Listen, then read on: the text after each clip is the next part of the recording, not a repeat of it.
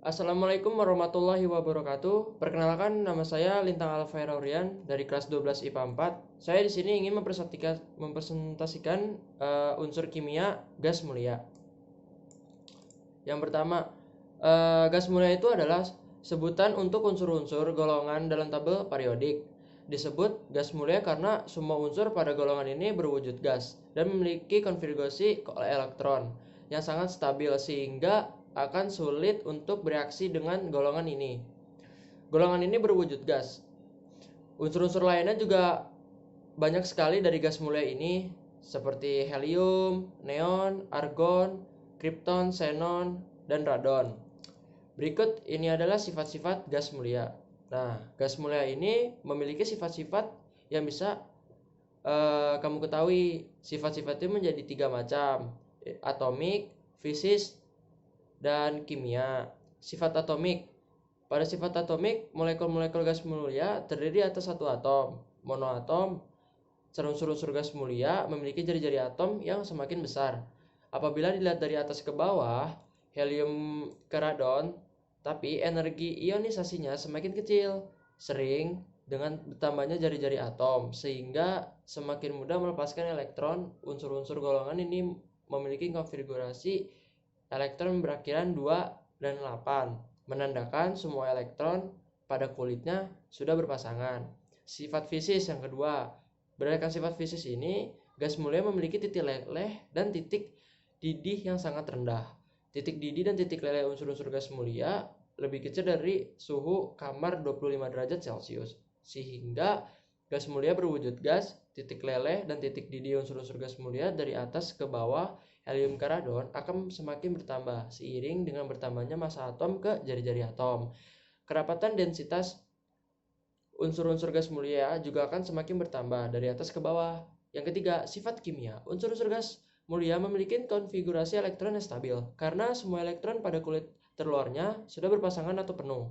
Hal ini menyebabkan gas mulia cenderung sulit bereaksi dengan unsur lainnya, namun saat ini sudah ada beberapa unsur gas mulia yang dapat bereaksi dengan unsur lain yang elektronegatif, yaitu xenon dan krypton. Selain itu, konfigurasi elektron yang stabil ini itu menyebabkan gas mulia biasa digunakan sebagai peningkatan konfigurasi elektron bagi unsur lain. Contohnya seperti Ne, aron, dan sebagainya macamnya. Nah, itu yang tadi sifat-sifat gas mulia. Sekarang ada macam-macam gas mulia. Nah, macam-macam gas mulia ini seperti yang sudah disebutkan sebelumnya. Unsur-unsur gas mulia terdiri dari 6 macam, yaitu ada helio, neon, argon, krypton, xenon, dan radon. Masing-masing unsur tersebut akan dijelaskan. Oke, jangan lupa simak terus. Yang pertama, helium. Helium merupakan unsur gas mulia yang terdapat di kedua alam semesta setelah hidrogen, guys. Helium terbentuk dari pelurahan zat radioaktif, yaitu uranium dan thorium. Merupakan zat ringan dan tidak mudah terbakar. Meskipun wujudnya terbentuk gas, helium dapat dicairkan dalam suhu yang amat rendah dan tekanan yang tinggi. Selain tampilannya yang tidak berwarna, helium juga tidak berbau, tidak berasa, dan tidak beracun. Namun apabila terhirup tubuh, gas ini dapat menyebabkan suara menjadi tinggi, sakit kepala, perasaan tercekik. Manfaat helium yang lain adalah pada berwujud air, cair gitu, seperti air. Cairan helium yang dapat digunakan sebagai zat pendingin karena memiliki titik uap yang sangat rendah, guys. Neon, Ne bisa disebutnya ya, ya kan. Neon ditemukan oleh ahli kimia yang bernama Sir William Ramsay Morris M. Travel pada tahun 1898, guys, di London. Ketika Ramsay mendinginkan beberapa sampel udara hingga menjadi cairan dan memanaskan cairan tersebut, ia mengambil gas yang keluar secara cairan itu mendidih. Ramsay lalu memisahkan sisa-sisa gas yang belum teridentifikasi dan menemukan zat-zat baru, yaitu krypton dan neon. Meskipun gas ini tidak berwarna, neon akan memancarkan warna orange kemerahan jika berada pada medan listrik bertegangan tinggi. Selainnya kegunaan sebagai pengisi lampu neon, unsur gas mulia ini juga dapat berfungsi sebagai penangkal petir, pengisi tabung televisi, dan dalam wujud cair neon dapat digunakan sebagai pendingin. Argon yang keempat.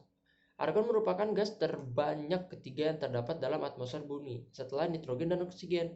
Argon terbentuk dalam pelurahan zat radioaktif berupa kalium yang terdapat di kerak bumi. Unsur ini merupakan tingkat kelarutan dalam air yang sama dengan oksigen, bahkan 2,5 kali lebih mudah larut dibandingkan dengan nitrogen, guys.